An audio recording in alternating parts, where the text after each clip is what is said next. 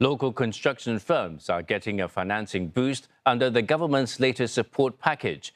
With businesses grappling with higher costs due to the ongoing Middle East crisis, Sherlyn Seah tells us why this boost is much needed for the sector.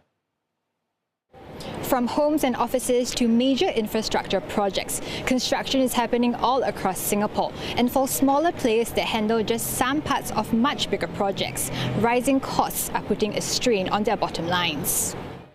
Take PQ Builders for instance. The SME takes on mostly subcontracting work, specializing in areas like brickwork, concrete panels, partitions, ceilings and thermal insulation.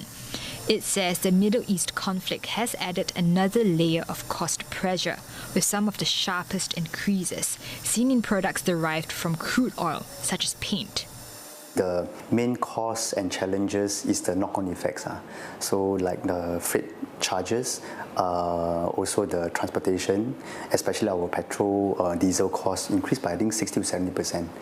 Construction firms are particularly vulnerable to rising costs because they typically have to pay upfront for materials, equipment and manpower first before receiving payments as work progresses. And as the industry operates through multiple layers of contractors and subcontractors, that means that cash can take time, sometimes up to months, to flow through the supply chain.